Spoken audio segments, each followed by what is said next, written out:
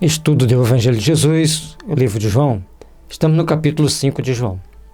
Conforme dissemos no início do nosso estudo, lá em Mateus, logo no início do Evangelho de Mateus, afirmamos que nós não somos nenhuma sumidade na interpretação do Evangelho. Iríamos fazer uma leitura e uma singela interpretação, um singelo comentário, muito mais para que as pessoas pudessem ouvir o Evangelho e ter pequenos esclarecimentos sobre dados importantes. O Evangelho de João é um evangelho muito transcendente. Então, algumas coisas não dá nem para nós comentarmos, apenas vamos ler. Outras vamos estar comentando dentro daquilo que nós entendemos. Como dissemos, nada de grandes revelações, mas o importante é que vamos ler para que você possa ouvir e trazer pequenos esclarecimentos importantes para nós entendermos o conceito e a transcendência desse evangelho dentro das nossas possibilidades. Estamos falando isso porque o capítulo 5, 6 de João já começa a complicar com dados muito transcendentes que nem sempre vamos poder entender plenamente. Depois disso, havia uma festa entre os judeus e Jesus subiu a Jerusalém. Ora, em Jerusalém, há, próximo à porta das ovelhas, um tanque, chamado em hebreu Betesda, no qual tem 5 alpendres. Nada demais. Jesus estava participando de uma cerimônia de batizado, onde os seus apóstolos batizavam, e daí a alguns dias ele vai a Jerusalém, onde teria uma festa. E ao chegar, logo na entrada tinha esse tanque, chamado de Betesda, com 5 alpendres. Vamos ver o que acontece lá. Nestes jazia grande multidão de enfermos. Então, em torno do tanque, tinha uma grande multidão de pessoas enfermas das mais variadas enfermidades, cegos, coxos, paralíticos, esperando o movimento das águas. Eles esperavam o momento que as águas mexiam para que eles se atirassem na água. Portanto, o anjo descia em certo tempo ao tanque e agitava a água, e o primeiro que ali descia, depois do movimento da água, sarava de qualquer enfermidade que tivesse. Como aí nós vamos dar várias interpretações para as pessoas, para esse tanque de Betesda sacudir. Primeiro, Israel fica na junção de 3 placas tectônicas. Ele vem uma de cá, outra de cá e outra daqui da Europa. Então, monta, aqui está para a Europa, aqui a placa da Península Arábica e para cá vai sair para a África. Então, ele está naquela junção de 3 placas tectônicas. Possivelmente, dava um pequeno tremor de terra, as pessoas acreditavam que um anjo vinha ali naquele momento. E a força do acreditar, a força da fé, a criar uma egrégora positiva, logicamente que vinham os espíritos purificados pelo Senhor, autorizados por Ele, para impor as mãos naquelas pessoas e curá-los, plenamente possível. Então, como a água mexia? Provavelmente pequeno temor de terra. Provavelmente. A primeira opção que a gente está avaliando. Então, vinha, dava um pequeno tremor, a água balançava. Mas aqui não relata que a terra tremia, relata que a água tremia. Se a água tremia, provavelmente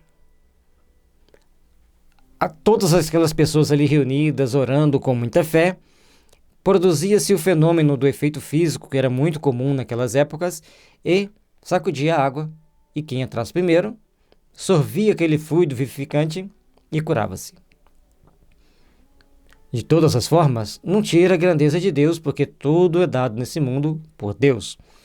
Todas as situações existentes na Terra, tudo que nós temos na Terra, é nos dado por Deus. Bom, então, assim que a água mexia, o primeiro que entrasse ficava curado. Como que a água mexia? O poder da fé daquelas pessoas fazia com que a água mexesse e os espíritos superiores que gerenciavam a fé e o despertar do amor e da crença em Deus daquelas pessoas ali encarnadas, daqueles espíritos ali encarnados, poderia chegar e impor a mão no primeiro que entrasse e o curava. Nada demais. Apenas existe a transcendência do fato das pessoas ficarem curadas. Bom, Vamos agora dando prosseguimento ao nosso estudo. E estava ali um homem que havia 38 anos se achava enfermo. Durante 38 anos, esse senhor doente tentava entrar primeiro no poço, mas ele era paralítico. Jesus, vendo este deitado e sabendo que estava neste estado havia muito tempo, disse-lhe: queres ficar são? Jesus já chegava com seu poder magnético e perguntava: queres ficar são? E o importante era como você respondia para Jesus. Na maioria das vezes, ele já perguntava àqueles que ele sabia que já tinha a centelha do amor e da fé acesa em seu coração. O enfermo respondeu-lhe: Senhor, não tenho homem algum que, quando a água se agita, me coloque no tanque. Mas, quando eu vou, desce outro antes de mim. A situação dele era constrangedora. Ele não conseguia fazer movimentos rápidos. E ali tinha pessoas de todas as formas, coxos, cegos, com problemas de saúde dos mais variados, que podiam se locomover rápido e entrasse no tanque para banhar. E este não podia. Não tinha quem o levasse até lá, não tinha quem o fizesse mover-se até aquele local. Jesus disse-lhe: levanta-te, toma a tua cama e anda. Simples assim. Apenas ordenou-lhe que levantasse, tomasse a cama e saísse andando. E o que acontece com aquele homem? Logo, aquele homem ficou são e tomou a sua cama e partiu. E aquele dia era sábado. Sábado era um problema sério para Jesus com os legisladores daquela época e com os gestores das leis romanas. Vocês imaginem, o homem está lá 38 anos, paralítico, na beira de um tanque, esperando o momento de que alguém o colocasse. Se chega alguém e o cura, era motivo de júbilo para todos. Olha, Deus faz maravilhas por este homem, pôde curar esse nosso irmão que estava lá tantos anos esperando essa oportunidade de se curar, de voltar a andar, de poder ter a sua saúde recuperada, poder viver bem na sociedade. Mas ao contrário, as pessoas ficavam furiosas, enfurecidas, porque a inveja é de todos os tempos da humanidade. E como na homeopatia tem um remédio que trata a inveja, que é o Ruta Graveolens, nós às vezes comentamos em aula que as pessoas precisam tomar banhos de ruta para deixarem de serem invejosos. A ruta é a famosa e conhecida arruda, uma planta tão singular que ela não gosta de nada por perto dela. Onde ela nasce, em torno dela não pode nascer nada. Que se nascer, ou ela morre, ou aquela outra planta que começar a nascer, ou que nós plantarmos lá, vai morrer. E também ela não convive junto com a alfazema. São dados interessantes. Plantou a arruda, não convive com a alfazema. E muitas plantas, quando se cria o jardim mandala, que é uma forma de cultivar a terra e verduras, frutas e legumes, para ter o mínimo de praga e usar o mínimo de drogas para combater as pragas. Então, quando a arruda fica no centro da mandala, as plantas em volta vão ter menos pragas. Então, são técnicas que estão sendo desenvolvidas. E estudar o Evangelho também é cultura, que nós temos que entender que existem muitas coisas no Evangelho que a gente não entende. A gente, então, tem-se uma proteção maior das plantas. Ou seja, Deus nos dá N possibilidades de nos ajudarmos, de nos melhorarmos. Muitas das vezes fechamos nossos olhos para recebermos tantas e tantas misericórdias do Senhor. Bom, olha o que acontece então com o rapaz que sai dali carregando a sua cama num dia de sábado. Então os judeus disseram-lhe aquele que tinha sido curado: é sábado, não é-te ilícito levar a cama? Olha, gente, quando Jesus pergunta em uma outra passagem do Evangelho que o meu pai é como um bom pastor que, tendo 99 ovelhas, mas se uma se perde, ele vai, procura por esta e tenta salvá-la. Da mesma forma, quando os judeus numa outra parte do Evangelho, questiona sobre fazer cura no dia de sábado. Ele falou: se você for um pastor e uma das suas ovelhas cair no buraco, você não vai lá salvá-la? Mesmo sendo sábado? Se os seres humanos, para Deus, é muito mais do que uma ovelha, por que eu não posso curá-lo? E eles, mesmo assim, iam curar a ovelha para não ter prejuízo de perder uma ovelha, mas não queria que Jesus curasse os doentes no dia de sábado. Coisas de uma mente doente, de uma mente invejosa. Ele respondeu-lhes: aquele que me curou, ele próprio disse: toma tua cama e anda. Isso doía na alma daqueles legisladores daquela época. Porque, além da pessoa curar no dia de sábado, mandava que a pessoa pegasse a cama e fosse embora. São detalhes interessantes e importantes da gente observar. Jesus fazia um conjunto de trabalho que os outros daquela época, aqueles sacerdotes daquela época, aquelas pessoas que viviam junto com ele, não conseguiam entender, não conseguiam aceitar. Um exemplo claro disso aqui, desse sentimento de maldade ou de ignorância que existe nas pessoas, está naquele filme A Espera de um Milagre. O John Coffey fazia várias curas, vários milagres. É levado então na casa do chefe do presídio para curar a sua esposa e pede então ao chefe do presídio que não o sentenciasse à morte. E todos sabiam que ele era inocente. E o chefe do presídio não fez nada. Condenou-o à morte. E ali, naquele presídio, nunca mais ninguém foi condenado à morte após a morte de John Coffey. Ele acabou sendo um missionário de restabelecer a paz. Se a história do filme é verídica ou não, mas a história é ilustrativa para nós vermos que a maldade humana ainda impera em muitas pessoas. E nós precisamos entender que naquela época de Jesus as coisas eram mais complicadas, mais complexas, porque muitos não entendiam e nem queriam entender e nem fazer-se compreendido frente às situações que a vida levava para eles.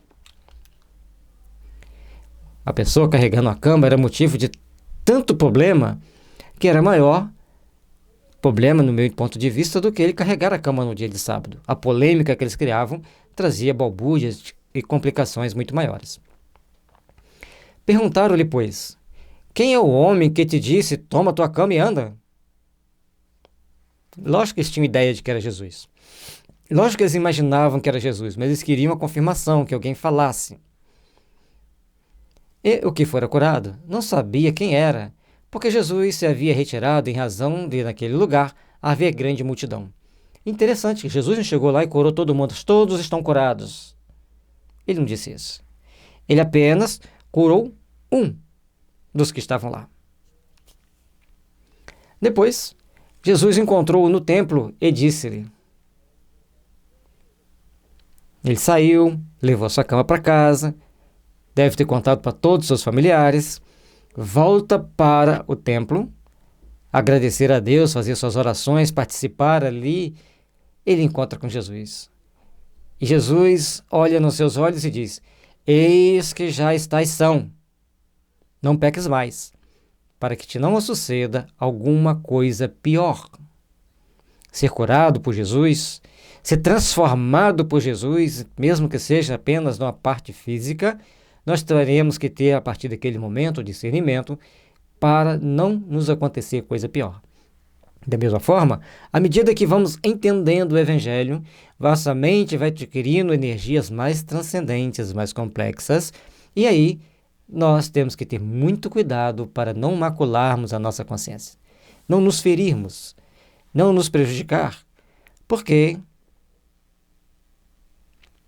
para que não nos suceda coisa pior, para que não nos suceda coisas desagradáveis, para não termos que expiar os maus ou os males que viermos a fazer. E aquele homem foi e anunciou aos judeus que Jesus era que o curara. Foi Jesus que me curou. Eis-o, está aqui entre nós. E por esta causa, os judeus perseguiram Jesus e procuravam matá-lo, porque fazia essas coisas no sábado. Será que o sábado é tão mais importante do que uma pessoa doente? Ainda bem que hoje tem poucas pessoas que pensam assim. Em alguns países é até proibido pensar desta forma. Não pode ter religião que proíba as pessoas de tomarem as atitudes normais que todos nós tomamos qualquer dia da semana. Tem a lei que protege o dia do descanso, mas não pode radicalizar-se para as obras essenciais. E Jesus lhe respondeu: meu pai trabalha até agora, e eu trabalho também. Jesus quis dizer para eles: vocês já pararam para pensar que Deus, nosso Pai, trabalha o tempo todo sem nenhum descanso, sábado, domingo, segunda, sexta? Porque se ele parar um segundo, o mundo vira um caos. Portanto, Jesus dizia: meu pai trabalha até agora. Ele está trabalhando no momento que nós estamos aqui. E ele não poderia desperdiçar o seu precioso tempo que o Pai havia lhe concedido para estar entre nós aqui na terra. Mas isso doía na alma daquelas autoridades da época, porque aquelas autoridades tinham em mente outras coisas. Por que ele cura e eu não curo? Por que o Messias nasceu na família de José e não na minha? Eu, que sou um sacerdote do templo, que tinha que ter o Messias na minha família? Assim as pessoas pensavam, provavelmente. E, além do mais, Jesus ensinava com autoridade, com saber, com sabedoria e, principalmente, com amor e um magnetismo transcendente que impregnava as almas de todos aqueles espíritos ali presentes. Por isso, pois, os judeus ainda mais procuravam matá-lo, porque não só quebrantava o sábado, mas também dizia que Deus era seu próprio Pai, fazendo-se igual a Deus. E até hoje tem pessoas que ficam furiosas quando alguém consegue fazer algo transcendente. Amam se for na igreja dele, odeiam se for na igreja do vizinho, de alguma outra pessoa conhecida, ou até mesmo desconhecida. É a mente doente do ser humano, que ainda não aprendeu que Deus dá a cada um segundo as suas obras. Deus dá a cada um segundo o seu potencial. E Jesus, sendo seu filho unigênito, recebia as bênçãos do amor para trabalhar e lenificar a dor. Mas Jesus respondeu e disse-lhes: na verdade vos digo que o filho por si mesmo não pode fazer coisa alguma, se eu não vir fazer o Pai. Porque tudo quanto ele faz, o Filho o faz igualmente. E aí, tem mais informações aqui e muito mais. Na hora que Jesus diz que o Filho faz aquilo que vê o Pai fazendo, ele está mostrando para aquelas pessoas que eles agiam igual aos pais deles. Não procuravam evoluir. Não procuravam aprimorar-se. E nós, como pais aqui na Terra, temos que ter um cuidado muito grande, porque nossos filhos irão nos copiar. E Jesus, sendo Filho de Deus, aquele único que poderia ouvir e falar com Deus, via as obras de Deus, sentia-as no coração. Portanto, ele podia fazê-las. Podia fazer resplandecer a luz do amor em todos aqueles corações. Nós, pobres criaturas imperfeitas que somos, ainda não conseguimos transcender as bênçãos sagradas do amor infinito. Precisamos, pois, trabalhar incessantemente para que as forças do bem estabeleçam em nossos corações a luz, a fraternidade e a paz.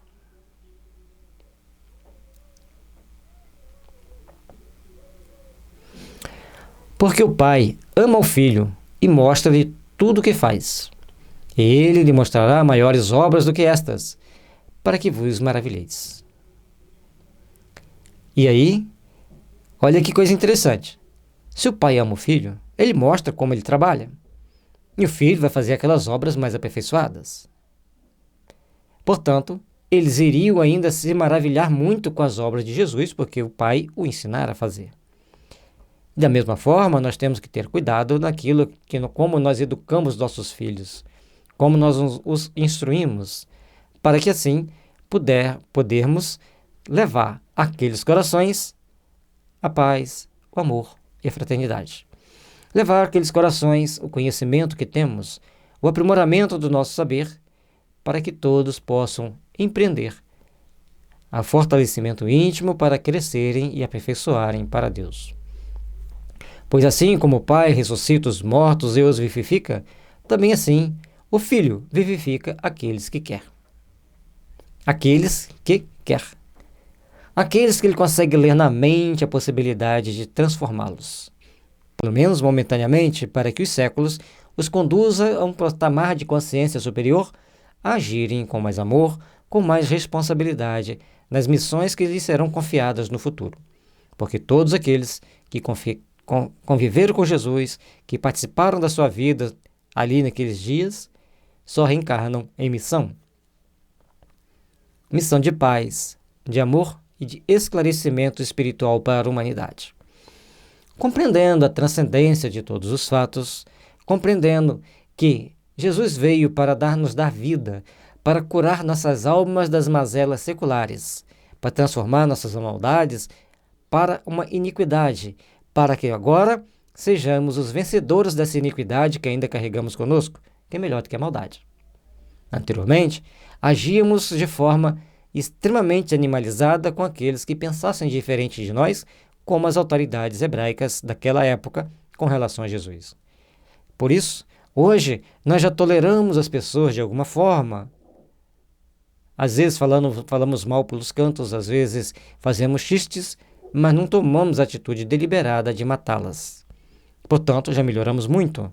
Precisamos burilar nossa alma para conviver com os diferentes, para conviver com as situações adversas e respeitarmos-nos uns aos outros sempre. E também o Pai, a ninguém julga, mas deu ao Filho todo juízo, para que todos honrem o Filho como honra o Pai. Quem não honra o Filho, não honra o Pai que o enviou. E aí Jesus vai dando chaves nas pessoas, que como ele se coloca como Filho de Deus, ele não volta atrás. E nem se deixa intimidar por aquelas pessoas. Ele os esclarece. Ele mostra que o Pai não está julgando ninguém, mas mandou o Filho para exercer um juízo, para fazer a peneira de quem era o bom, de quem era o mal, dos bodes das ovelhas, conforme está lá em Mateus 25. Então nós temos que procurar prestar atenção para nós nos aprimorarmos e crescermos. Para que todos honrem o Filho. Se souber honrar o Filho, sabe honrar o Pai, mas se não souber honrar o Filho, também não sabe honrar o Pai. Então, qualquer um que não soubesse respeitar Jesus, ter amor por Jesus, também não teria amor por Deus. Não saberia respeitar nem amar a Deus. E isso doía mais ainda na alma daquele povo, que ali diante dele tinha alguém que os afrontava constantemente e tentava mostrar-lhes novos horizontes, novos caminhos. Na verdade, vos digo que quem ouve a minha palavra e quer naquele que me enviou, tem a vida eterna, e não entrará em condenação, mas passou da morte para a vida. Quem ouve a minha palavra e crê em Deus, tem a vida eterna. Não entrará em condenação, mas passou da morte para a vida. Refletiram nisso? Na beleza dessa frase? Veja bem, na hora que as pessoas começavam a procurar se esforçar para entender as palavras de Jesus, ele já automaticamente começava a se desligar das trevas interiores que cada um carrega consigo. A partir daquele momento, eles começavam então a transcender, a buscarem um mundo novo para pensar, para agir, para entender. E encontrar a condenação. Se a gente não procura nos aperfeiçoar, não procura nos educar, a gente vai se condenar por si mesmo. Por exemplo, eu gosto muito de citar o Código de Trânsito, porque todo mundo anda de carro ou dirigindo ou ao lado de quem dirige. Nós temos, nas grandes avenidas das grandes cidades, a velocidade máxima é 60 km por hora. Mas existem os semáforos, existem os cruzamentos, existem pessoas que atravessam na frente dos carros, então nós não podemos ir do bairro ao centro da cidade a 60 km por hora. Nós temos que parar, nos sinais, nós temos que frear se alguém entrar na nossa frente. Se tiver um buraco, nós temos que desviar. E para desviar, nós temos que prestar atenção em quem está do nosso lado, ou seja, temos que fazer uma série de observações. A gente observa e respeita tudo isso porque tem um código de trânsito que diz que se você avançar o sinal, se você atropelar alguém, você vai arcar com as consequências. Da mesma forma, as leis divinas nos mostram que se nós não tomarmos as atitudes compatíveis com as nossas necessidades, nós vamos arcar com as consequências. Vamos passar por punições, vamos sofrer multas. No caso do trânsito, na vida espiritual, teremos que passar tantas vezes quantas forem possíveis por situações parecidas com aquela para provarmos que já somos bons, que já estamos em condições melhores. Por isso, a nossa grande necessidade de procurar nos aperfeiçoar, nos aprimorar e, principalmente, saber ouvir as palavras de Jesus, com amor, com fé, respeitando Jesus, porque só respeitando Jesus, amando Jesus, nós vamos respeitar e amar a Deus. E por que nós vamos passar da morte? Morte para os orientais e os iniciados é aquela pessoa que não dá valor às coisas transcendentes, às coisas da alma, procura viver apenas o aqui e agora com as coisas materiais. Por isso, a nossa necessidade de começarmos a pensar grande, a pensar diferente, a pensar transcendente. Em verdade vos digo que vem a hora, e agora é, em que os mortos ouvirão a voz do Filho de Deus, e os que o ouvirem viverão. Olha a responsabilidade nossa. Os mortos ouvirão a voz do Filho de Deus. Mortos são as pessoas, segundo a tradição, segundo a visão dos iniciados, daqueles seres mais iluminados que orientam a vida humana na Terra, a evolução humana, são aqueles que estão apegados demais às coisas materiais. Então, ele está nos alertando das pessoas que são apegadas às coisas materiais, passarão a ouvir a voz do Senhor. E ao ouvirem, se transformarão e passarão a viver.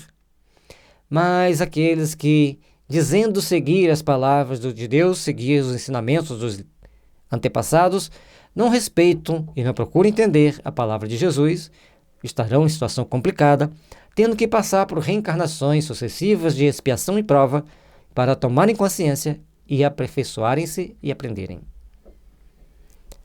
Mas aqui não está falando de reencarnação, mas só entendendo pelo prisma da reencarnação, vamos conseguir transcender, vamos conseguir aperfeiçoar, vamos conseguir nos melhorar para encontrarmos a verdadeira paz e o verdadeiro amor em nossos corações e em nossos espíritos. Porque como o Pai tem a vida em si mesmo, assim deu também ao Filho ter a vida em si mesmo. Deus, energia suprema do universo, que tudo controla, que tudo coordena, e Jesus, seu representante para nós, tem o amor, a transcendência do amor e do conhecimento para ter a vida própria em si mesmo.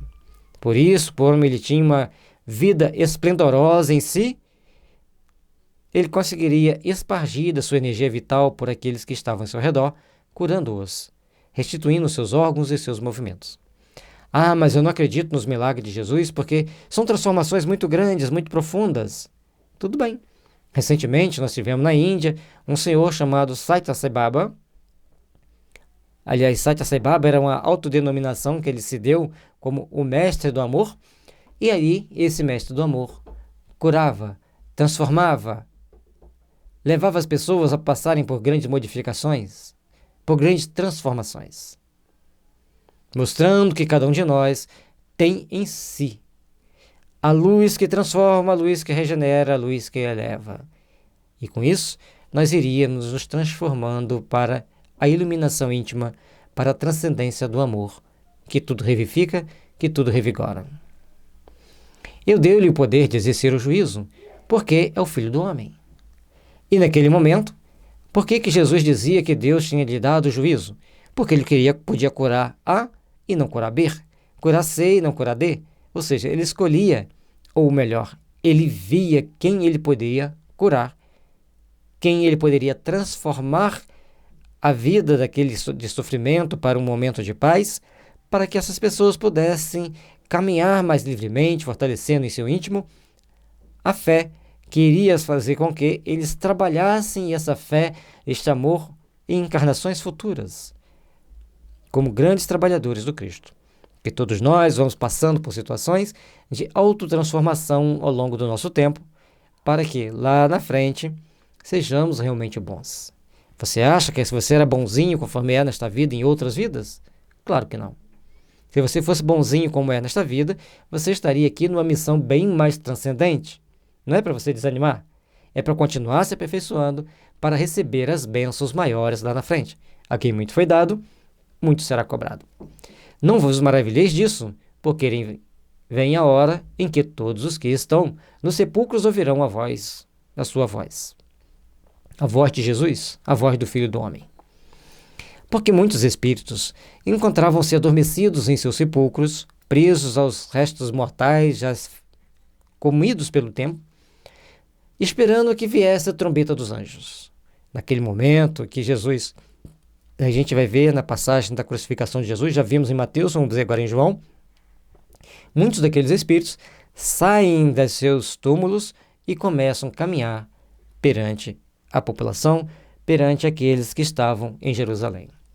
Essa transformação maravilhosa dos corações humanos encarnados também operou-se em muitos que estavam desencarnados, porque aquele magnetismo suave, penetrante, cheio de amor, compaixão e misericórdia de Jesus, inundava todas aquelas regiões em torno de Israel. E ele envolve toda a terra no seu infinito amor. Nunca deixou a terra ao abandono, sempre enviou do teu amor para toda a humanidade. Mas ele não nos força a fazer isso ou aquilo. Espera que nós nos transformemos para as realizações que precisamos empreender em nossas vidas. Eu não posso de mim mesmo fazer coisa alguma. Como ouço, assim julgo. E meu juízo é justo, porque não busco a minha vontade, mas a vontade do Pai que me enviou. Quando ele faz o julgamento de alguém, quando ele dá a sentença, perdoados são seus pecados, que Jesus me falava assim, você vai ficar paralítico para sempre porque você é mau. Que fizesse isso, coitado daqueles que estavam em torno dele, cheio de maldade. Ele sempre dava a palavra de vida para as pessoas, sempre de bênçãos. E ele fazia esse julgamento segundo ele lia na consciência de cada um, onde está escrito a lei de Deus na consciência.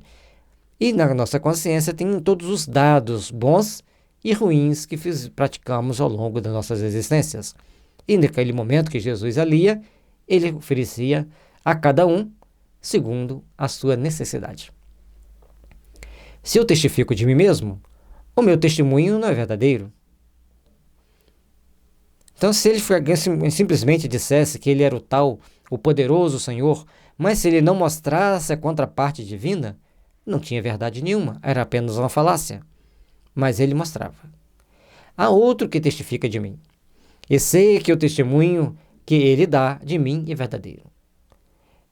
Que era João Batista, que João Batista mostrou para as pessoas ali, esse é o Filho do Homem que veio para transformar o mundo. Não sou digno nem sequer de amarrar suas sandálias. Mas as pessoas ficavam muito incomodadas com Jesus. E as autoridades não se preocupavam tanto com João Batista. Vós mandastes a João e ele deu testemunho da verdade.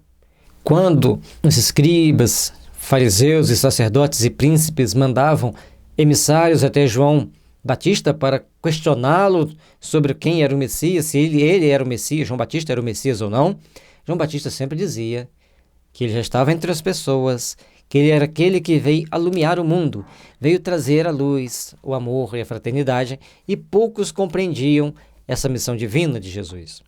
Ou poucos queriam aceitar Jesus com essa missão divina. Apesar de todas as escrituras convergirem para Jesus, alguns não queriam. Eu, porém, não recebo testemunho de homem, mas digo isso para que vos salveis. Ou seja, ele não estava preocupado com o testemunho dos homens. Isso para Jesus pouco interessava. Mas ele mostrava isso para que eles refletissem e passassem a ouvi-lo de uma forma melhor, de uma forma diferente. Ele era a candeia que ardia e iluminava. E vós quisestes alegrar-vos por um pouco de tempo com a sua luz. Jesus mostrando que por um tempo João Batista era a candeia que estava iluminando aquelas pessoas, iluminando aquelas consciências. E eles quiseram apenas alegrar-se com ele por um pouco. Não deram também o devido valor e nem estavam tão interessados nos ensinamentos de João Batista. Mas eu tenho maior testemunho do que o de João, porque as obras que o meu Pai me deu para realizar, as mesmas obras que eu faço, testificam de mim, de que o Pai me enviou. Ele não precisava do testemunho de João, ele precisava mostrar quem ele era pelas ações dele de cada dia, pela forma com que ele agia, pela forma com que ele trabalhava, pela forma com que ele desenvolvia o sentimento de amor por aqueles corações, por aquelas pessoas, por aquelas almas. Todos passando então pela necessidade de transformarem-se, pela necessidade de aprimorarem-se.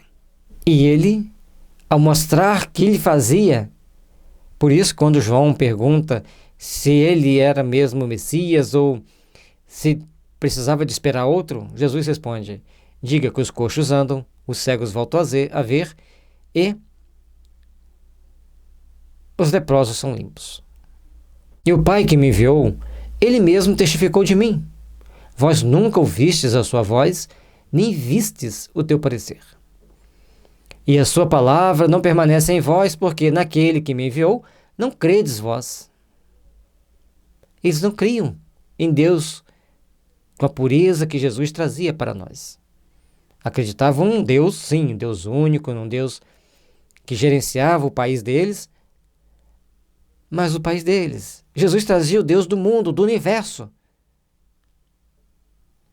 E ele, como representante desse Deus do universo, fazia milagres, curava as pessoas, transformava corações. E assim eles poderiam entender cada vez mais os ensinamentos sagrados e transcendentes de Jesus, se o quisessem. Examinais as Escrituras, porque vós cuidais ter nelas a vida eterna, e são elas que de mim testificam. Para entender, naquela época, que Jesus era o mensageiro, que era o emissário de Deus, deveriam-se estudar as Escrituras, procurar repensar todos os ensinamentos trazidos pelos grandes profetas do passado, porque ali estava mudando os detalhes da vinda do Senhor, como que o Senhor ia trabalhar entre nós, como que ele ia exercer sua função e como todos nós viveríamos sob as expensas do Senhor. Trabalhemos, pois, o nosso íntimo, fortalecendo a nossa fé, fortalecendo a nossa forma de crer, para que o nosso amanhã seja de paz, de luz e de fraternidade. Porque temos que entender que Jesus veio ao mundo e todas as suas obras testificavam dele. E ao examinar as Escrituras e ver os detalhes, mostram que Jesus era o enviado de Deus para ajudar a humanidade a se transformar, para ajudar a humanidade a se melhorar. E não quereis vir a mim para terdes vida? Eu não recebo a glória dos homens, mas bem vos conheço, que não tendes em vós o amor de Deus. Imagine aquelas pessoas que se sentiam suprassumo ouvir na cara, na bucha, uma verdade dessa. Vocês não querem me ouvir? Não querem vir para mim para ter a vida que deve existir em seus corações? Não procuro, ao mesmo tempo, receber a glória dos homens, reconhecimento dos homens. Eu simplesmente faço as obras de Deus. E vejo nos seus corações, no fundo de seus olhos, que em suas almas não tens o amor de Deus. Façamos uma reflexão conosco. Refletimos já o amor de Deus? Somos caridosos o bastante para ajudar a matar a fome dos nossos irmãos necessitados, vestir os nus, visitar os doentes e os presos? Existem pessoas andando na rua que estão mais encarceradas do que os presos. Existem presos livres e existem livres presos. cada um com a sua consciência, cada um com as suas dores e com a sua reparação. Como podeis vós crer, recebendo honra uns dos outros e não buscando a honra que vem só de Deus? E Jesus deixou claro: se querdes ser o maior no reino dos céus, seja vós o servo de todos. As pessoas estavam dispostas a serem servos uns dos outros, de ajudarem-se mutuamente, de procurarem trabalhar para com os outros?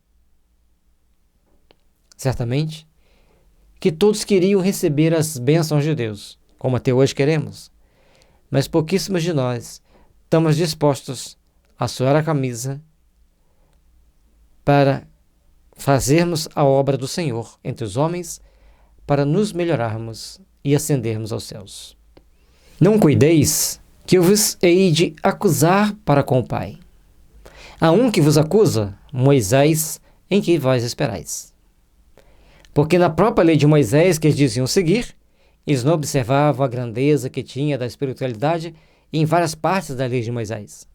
Apenas procuravam olhar aquilo que os interessava, e muitas das vezes seguiam muito mais a tradição do que a lei. E Jesus os alerta disso, dos perigos que isso representava. Porque se vós cresceis em Moisés, creríeis em mim, porque de mim escreveu ele. Mas se não credes nos seus escritos, como crereis nas minhas palavras? Precisamos, assim, compreender e entender a missão que Deus trouxe para cada um de nós. Precisamos, assim, entender a oportunidade que temos de transformar a nossa vida, de procurarmos nos aprimorar para o crescimento espiritual que deve existir sempre em nossas almas. Façamos, pois, de cada momento da nossa vida um momento de redenção e de transformação. Porque somente com essa redenção, com essa transformação, melhoraremos-nos, tornaremos pessoas mais dignas, pessoas melhores. Façamos, pois, da nossa existência um ponto de transformação para a nossa jornada espiritual. Aproveitemos essa nossa existência para nos tornarmos melhores, para nos tornarmos melhores seguidores do Cristo. E, logicamente, para sabermos entender a essência das leis de Moisés, porque a parte mais essencial, Jesus chancelou, aperfeiçoou e colocou uma dose do seu profundo amor. Do seu amor que transcende ao nosso entendimento. Do seu amor que nos eleva para o Pai. Façamos assim, da nossa existência, um momento de caminharmos para Deus com fé, segurança e resignação. Saibamos colocar um filtro na nossa caminhada, para que só o bem venha a ser praticado pelas nossas mãos, pelos nossos pés, pelos nossos olhos, pela nossa existência. Procuremos, pois, construir o nosso amanhã, construir as nossas realizações espirituais de hoje, para que o amanhã seja repleto de luz, de paz e de realizações espirituais. Que as bênçãos de Jesus estejam sempre nos envolvendo e fortalecendo, para que possamos aprender a crescer, a caminhar para Deus, aperfeiçoando-nos cada vez mais para encontrar com essa essência do amor em nossas almas. Paz e luz, que Jesus nos abençoe, nos ilumine, hoje e sempre.